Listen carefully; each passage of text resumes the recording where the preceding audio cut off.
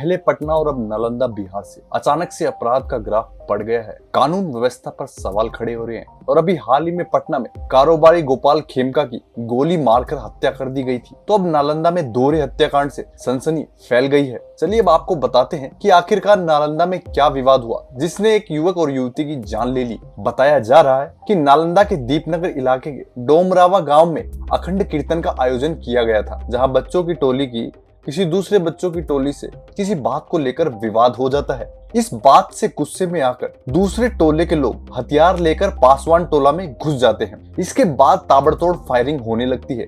गोली लगने से अनु और हिमांशु गंभीर रूप से घायल हो जाते हैं, जिन्हें तुरंत अस्पताल ले जाया जाता है, जहां पर इलाज के दौरान उनकी मौत हो जाती है। बताया जा रहा है कि कुछ लोगों ने इनके घर में घुसकर इनको गोली मारी थी। वहीं खबर ये भी है कि आक्रोशित परिजनों ने शव का पोस्टमार्टम कराने से इनकार कर दिया। परिजन शव को सदर अस्पताल में लेकर गाँव लौटने लगे तो पुलिस ने पोस्टमार्टम कराने की बात कही। इस पर लोग भड़क गए। परिजनों और ग्रामीणों ने दोनों शवों को स्ट्रक्चर पर रखकर सुभाष पार्क के पास अस्पताल चौक पर बड़ी पहाड़ी मार्ग को जाम कर दिया। परिजनों की मांग थी कि तुरंत हत्यारों की गिरफ्तारी हो। प्रशासन के खिलाफ लोग नारेबाजी करते हुए नजर आए थे। वही घटना की सूचना मिलने पर दीपनगर थाना पुलिस के साथ सदर डीएसपी नूरुल हक मौके पर पहुंचे। डीएसपी ने बताया कि इस दोहरे हत्याकांड के मामले में पुलिस ने तुरंत कार्रवाई करते हुए 7 लोगों को हिरासत में ले लिया है। गाँव में तनावपूर्ण स्थिति को देखते हुए पुलिस बल की तैनाती कर दी गई है, ताकि किसी तरह की कोई भी अप्रिय घटना और ना घटे। वहां डीएसपी ने कहा कि घटना के पीछे कोई विवाद की वजह स्पष्ट नजर नहीं आ रही।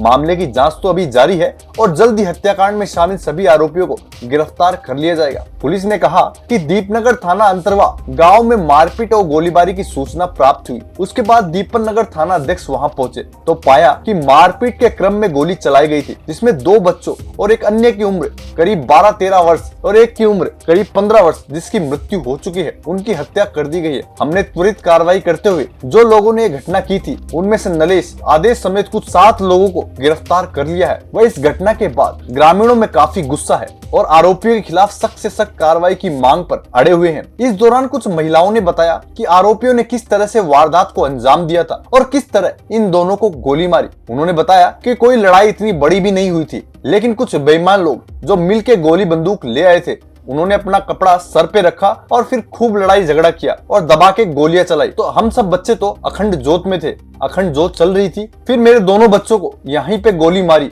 और दोनों के दिमाग में खपरा चला दिया। सवाल ये उठता है कि आखिरकार ऐसा विवाद क्या हुआ कि 2 गुट आमने सामने आ गए और बात फायरिंग तक पहुंच गई और 2 लोगों की मौत भी हो गई। फिलहाल पुलिस मामले की जांच में जुटी है और पता लगाने की कोशिश कर रही है कि आखिरकार विवाद था क्या और क्यों इतना बड़ा विवाद खड़ा होने के बाद इस तरीके की घटना घट गई। क्योंकि बच्चों की विवाद से मारपीट होना तो जायज है, लेकिन जिस तरीके से फायरिंग की गई और घर में घुसकर इन 2 लोगों को मारा गया, अब सवाल ये उठ रहा है कहीं ऐसा तो नहीं कि किसी पुराने विवाद के चक्कर में दोनों की जान ले ली गई। इस मामले में पुलिस अभी जांच कर रही है। हॉस्पिटल में दोनों बच्चों को डेड करार दे दिया गया। दोनों बच्चों के सर में गोली मारी गई है। पुलिस ने तत्परता दिखाते हुए इस मामले में अब तक 7 लोगों को हिरासत में ले लिया है। उनसे पूछताछ की जा रही है और घटना में उपयोग हथियार की भी तलाश की जा रही है। पुलिस सूत्रों के अनुसार प्राथमिक जांच में है आपसी रंजिश का मामला लग रहा है। एसपी ने स्पष्ट किया कि दोषियों को किसी भी कीमत पर बख्शा नहीं जाएगा। गांव के लोगों से भी शांति बनाए रखने की अपील की गई है और पुलिस लगातार स्थिति पर नजर बनाए हुए है। यह डबल मर्डर की वारदात नालंदा जिले में कानून व्यवस्था पर एक बड़ा सवाल खड़ा कर रही है। ऐसे में प्रशासन पर दबाव है